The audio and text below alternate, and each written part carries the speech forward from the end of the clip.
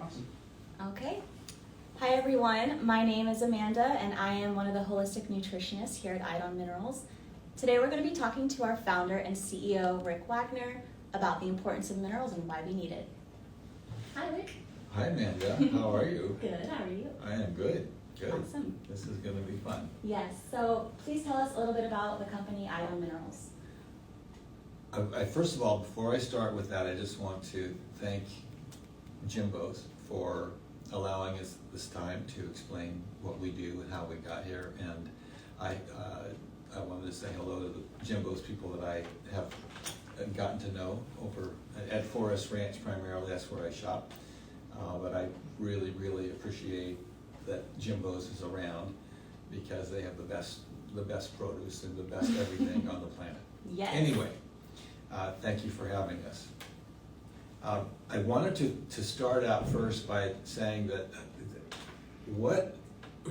most of the products that you'll see now in the nutritional section were established or developed or created or discovered due to experiences of some of individuals, and we're no different. I am not a chemist nor am I a geologist, but I, over the last 30, 40 years, had several experiences with minerals that really, really awakened me and opened my eyes. And I would say that the most significant was an experience I had about 25 years ago where an employee of mine at that point, we were not doing minerals, we were in the real estate business, and an employee of mine said to me or recommended that I take silica because silica is a very essential mineral for hair growth. As you can see, it didn't work. But that's okay, because it did something far more significant. What I also had at that point that I really wasn't disclosing to people was I had arthritis in my neck. And I could move my head that far before I had to move my whole shoulders to see behind me. And I had been to Kaiser, who was our healthcare provider. They took x-rays and they said, oh yes, you have arthritis. And I said, well, doc, what do you do about it? How do you fix it? And he looked me in the eye and he said, sorry, there is no cure. You can take aspirin the rest of your life, or we can go in and scrape it off with a scalpel. Neither of those were very, very appealing to me, obviously. I'm going to say it took about 9 months of supplementing with silica, but I discovered that it was working after about 6 weeks because I had to take a trip and I didn't bring it with me. At the end of that trip, about 10 days, all of this pain that had been very gradually going away came back. 9 months later, my arthritis was gone, and I have not had a twinge of it since, and that's 25 years. That was so significant because of the fact that I had been told by Western medicine that it was incurable, and all of a sudden it was cured by taking a mineral supplement that I really hadn't even given much thought to as far as what it did or how it worked. That I said to myself, I have to get this word out. I have to tell people what's going on. In that whole process, we discovered all of the minerals and their significance. But just going back to the silica, what it does, and keep in mind this is an element that it's the second most prevalent element on the Earth's crust after oxygen. And we know how important oxygen is. Oxygen is not a mineral, it's an element, but silica or silicon is an element. But what we discovered was that not only is silica really, really important in our health and in keeping us in good shape, all of the other minerals are absolutely critical. And in fact, if you sit down right today, if wherever you're sitting, look around you and ask yourself this question: where did you come from? Where did everything around you come from? And there's only one answer, and that is the earth. And what is the earth made out of? Rocks and water. And what are we? We are rocks and water. But our rocks are much, much smaller. There are the mineral ions that float throughout our whole bodies. in fact, when you sit back and you look at it, the entire universe is basically comprised of gases and solid mineral rocks. That's the building block of the universe. It is also the foundation of optimal health for every living thing on this planet. And what I am now concluding is that the minerals are actually representative of energy states. We are an energy state, and it's each individual element that we're made up of has a different energy to it. But if you buy off on the concept that basically that's what we are, is energy, then it makes a lot of sense. It is the building block of everything. Everything starts with the minerals, nothing else. From there, you build everything. And what we've done as humans is we've identified now from at least, I would say, to a great degree, all of the mineral elements on the planet. And that doesn't even mean, though, that there aren't different mineral elements on other planets. That we don't know of. That we don't know about. Although, interestingly, the Mars rover, the very first mineral that they discovered, the Mars rover discovered, was silica. I swear. So, very interesting. that is the primary reason why these minerals are so important. And they are our building blocks. They are the elements, the basic elements of life. So. Alrighty, and then speaking of the importance of minerals, what are their roles in our body? Okay. Well, obviously, the very first one is structural. So your minerals, primarily calcium and magnesium, but phosphorus and potassium also make up our bone structure. Then you have our muscles. The minerals, comprise a lot of iron and other elements. Then you have your skin, your hair, your nails. All of these things are basically mineral elements, okay, combined with water. They also, though, have several other uses or functions in the body. The next most important is energy, and minerals are important for creating and essential for creating energy. And in fact, each atom of each element is an energy source of some kind. We're not sure yet what there are. The last is cellular. They act as cellular catalysts, and this is a very important function that very few people understand at all. And basically, going into how the cells use the minerals is very, very important, and I want to address it very quickly. If you can imagine a cell, and obviously they're very, very small, but if you can imagine one as a size of a basketball, inside that cell is a nucleus made up of RNA and DNA. Your DNA tells that cell how to divide. The RNA contains all of the instructions for all of the enzymes that a cell must make every second of every day to work. And a good example of this is in your heart cells. That your heart has to make an enzyme, excuse me, that will, when it is catalyzed, will make the cell contract. And then there's another one, another enzyme that's going to make, that when it's catalyzed, is going to make the cell relax. This is going to make your heart beat. It beats about every second, and it's keeping you alive and keeping the blood pumping through you. How does it work? Well, what's going on in your heart cell? Well, every second, the RNA is carrying out this instruction to the cell. The cell then follows the instruction and assembles all of the mineral components into an enzyme. Not the mineral, I'm sorry. It assembles amino acids into an enzyme. And there's going to be a different amino acid set for each enzyme. To make the cell contract, though, there needs to be a mineral element that catalyzes that enzyme. And the word catalyze to me is energize. What is that mineral? That's potassium. You must have that potassium ion to catalyze that enzyme to make the cell contract. To make it relax, you need a magnesium atom hooked to a different enzyme. Now, addressing addressing that, if you run out of or become deficient deficient in either one of those, you're going to experience a state of being at dis-ease. You're not going to be happy. You're not going to feel good. Your heart's going to flutter. It's going to might even just stop working. Well, what is happening is you're having a heart attack, but what is the cause of it? The cause is either a lack of potassium or a lack of magnesium, and that's it. And so this is why it's so important. Next one. So what have been the traditional sources of minerals? That's a really good one. So obviously, think about it. It's water and food.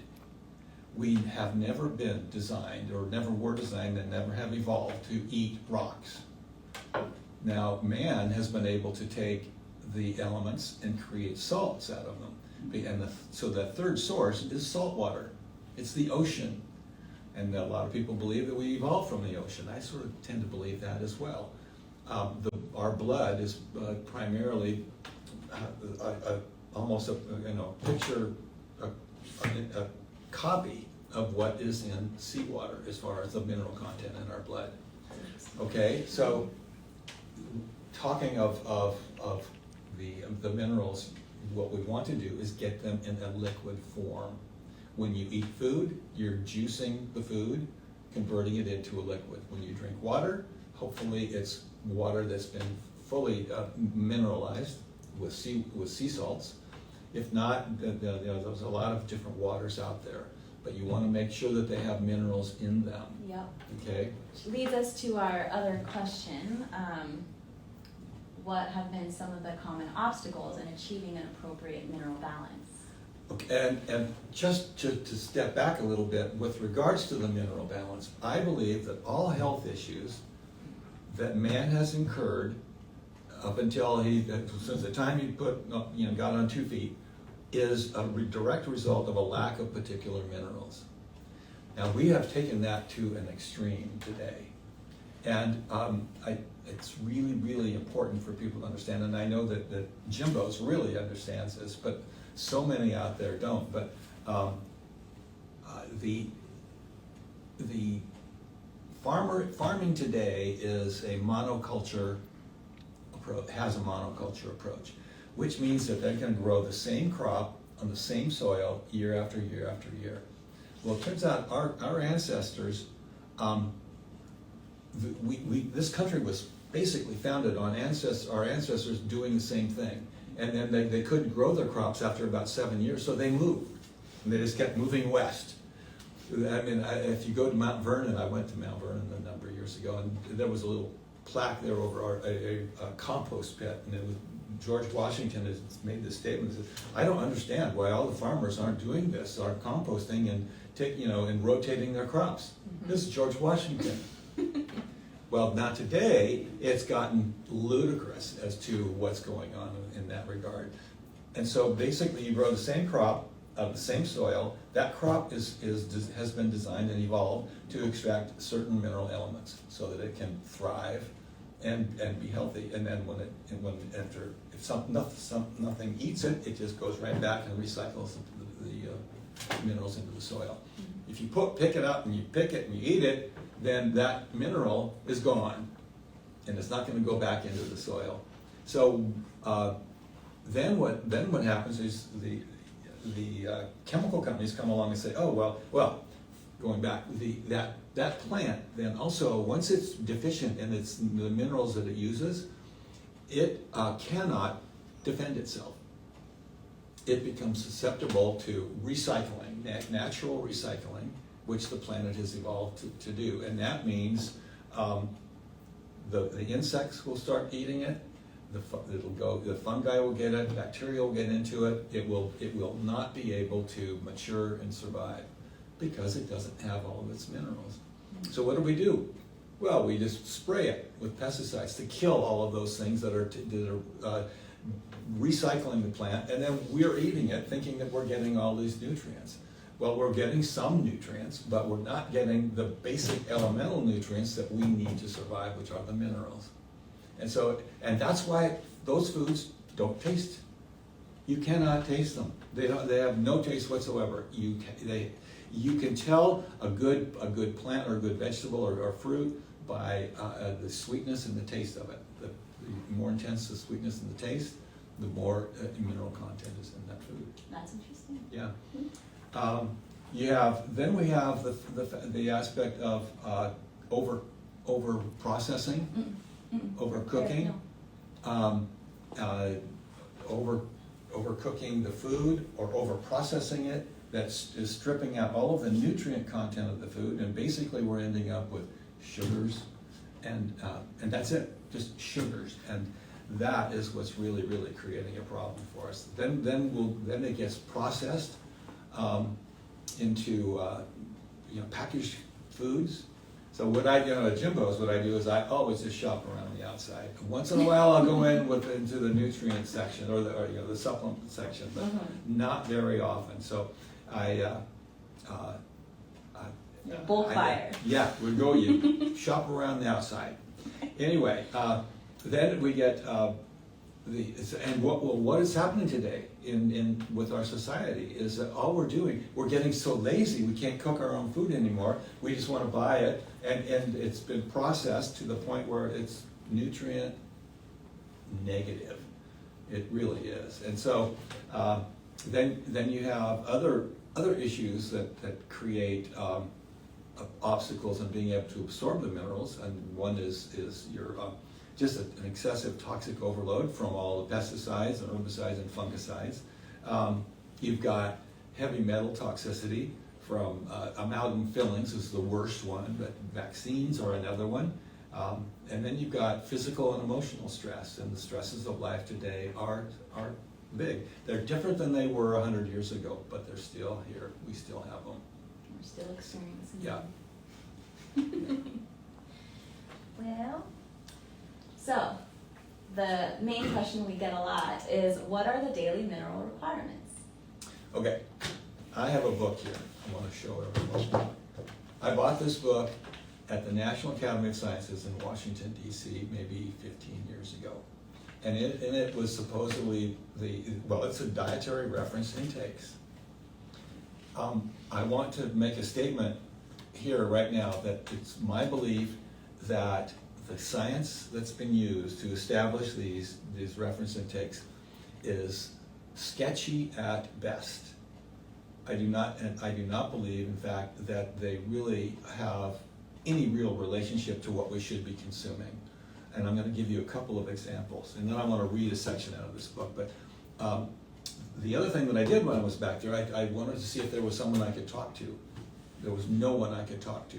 If I didn't know someone and had an appointment, tough luck. And this is all I could get from out of their bookstore. I did ask them later on in a letter if they would do an RDI for silica and sulfur. Both we know are essential mineral elements. No response. Oh. And nothing still. But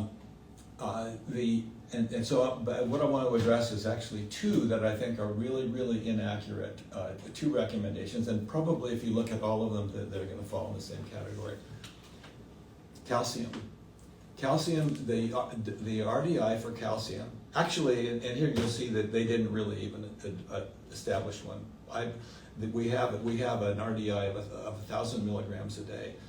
It's my belief, and in talking with them and doing other research that's out of this book, the RDI for calcium was established by taking what an infant consumes when they breastfeed for the first 6 months on a daily basis. That's about 300 milligrams of calcium.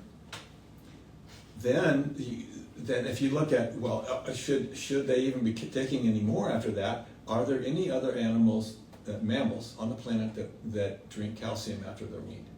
There are none. So then what someone did, though, is they extrapolated. Well, the study was funded by the dairy industry. And so what they did was they extrapolated what an infant gets that weighs maybe 14, 15 pounds and what an adult should get. And they just cranked it up. And not to the same degree, but still, if a child, a baby needs 300, then An adult must need 1,000 or 1,500 milligrams. And they were recommending to get it in milk, which no other mammal ever drinks after they're weaned. That's a scary thought when you think about it. And so, I want to read just very, very quickly out of this book what the key points for calcium are. And there's two that are really, really important. There is no biochemical assay that reflects calcium nutritional status. During chronic calcium deficiency, the mineral is resorbed from the skeleton to keep the circulating concentration normal, thereby compromising bone health. Since data were inadequate to determine the EAR and thus calculate an RDA for calcium, an AI was instead developed. The adult AIs for calcium are based on desirable rates of calcium retention as determined from balance studies, I don't know what that really is, factorial estimates of requirements, and limited data on changes in bone mineral density and bone mineral content. The UL is based on milk alkali syndrome as a critical endpoint. If anyone can explain that to me, I am all ears, because and this is calcium. This is one of the biggest components in the body. But so the bottom line is the point I really want to make is that the RDIs or daily intakes or whatever else you want to follow are they were mainly created about 70 years ago now and are very, very sketchy in science as far as how they were established. And so what's right? What do we follow? And I don't have that answer. I do not have the answer. I don't know what is in, but what I can say is that every one of us is different.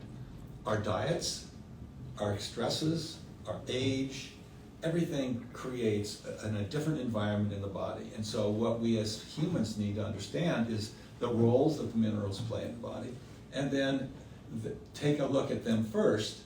If you are experiencing a state of not being at ease, Western medicine calls that dis-ease. It's not, it is, and so you could say, if you put a dash between the dis and the ease, that's what it is. It's your cell not being able to function correctly because you don't have an adequate level of minerals to catalyze the enzymes that make the cells work. Because each organ we have is made up of cells. If its cells cannot work, the organ can't work. Yep. And then we feel bad. Yep. And then we go to the doctor, and then they want to give us drugs when we should be going to the nutritionist and getting the minerals that we need to make the organ work. Root cause. Yes. Yeah. So why should people choose liquid mineral supplements? Okay, kind of going back, where do we get our minerals naturally? Water, foods that grow out of the ground, or sea salt. And in fact, it's interesting, but all of the major societies of humans over the past 10,000 years all evolved or grew out of a spot where they could get sea salt. And if regular salt isn't going to do it because it has all of the nutrients taken out, it's got to be the sea salt. And if you look at what continues to grow and thrive in the ocean, how is that? This salty environment. It's because they have access to all the minerals. And then we've evolved outside of that over time to have to live with clean fresh water. But we do not eat rocks. Our teeth won't handle it, and so why should we be taking these supplements as rocks, or these minerals as rocks? And everything else that's not a liquid is a rock. And so what you have in the way of time you can absorb some of it. There's no doubt about it. But you've got about an hour. If your body can't access those ions right away, you've got about an hour to ionize a liquid or a solid supplement. And after that, what the body is using is the stomach acids to do that. After that supplement goes into the small intestine, goes from an acidic environment into an alkaline environment. In that environment, we cannot break down any more rock, and we do not make any enzymes to do that either, because we haven't evolved to eat rock. I saw very, very quickly. I saw a picture as a film of a goat climbing up the side of a dam. I mean, it was vertical, it was that high, that steep, and he climbed up it. I don't know how he could do that, and then he was licking the salts that were coming out of the dam. I mean, it's crazy. Yes, and he was up well over 100 feet off the ground. Jeez. Yes, so the animals know what to do. In fact, I worked on a ranch when I was young, and for the cows, you put out salt blocks. And they go and they lick the salt blocks when they can't get enough mineral nutrients out of the soil or out of what they're eating. You're right. Yeah. But so the other part of it is that you can really, really precisely dose. You know that of what when you take one of our minerals, and here they are, if you take one, you know exactly how much you're going to get. You're going to get all of it, and you're going to get it very quickly. And that's the other beauty. The other thing is that you can give it to a child, an infant. You can give it to a senior. You can give it to pets, and they're won't even know the difference. They won't even know it, and yet it'll be there, really providing the nutrient elements to make them function correctly. And I am convinced that if we focus as a society on determining what is the proper balance of a human being, and then making sure that they understand that and get it, the rates of disease would go to almost nothing.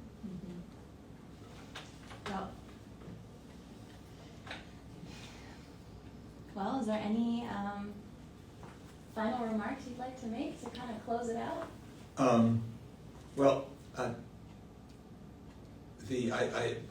All I can really say is that, I mean, certainly there's a lot of good research behind all of the concepts of minerals and why they're so important.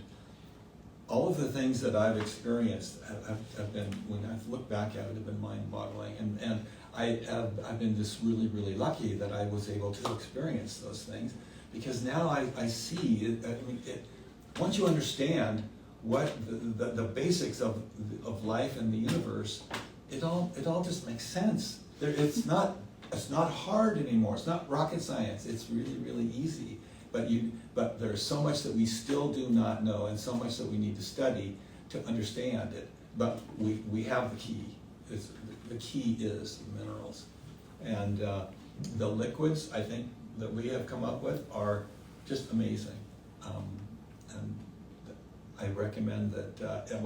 I would like to recommend that anyone that has questions, feel free to call me at our office, and I'll be able to answer them for you. But this is the basic building block of life and health, are these minerals. They're essential. They are. We wouldn't be here without them. You're right. So. Well, thank you, Rick, for talking with us today, and thank you, everybody from Jimbo's. Check us out in the vitamin aisle when you can, and give us a call if you have any other questions. Thank you.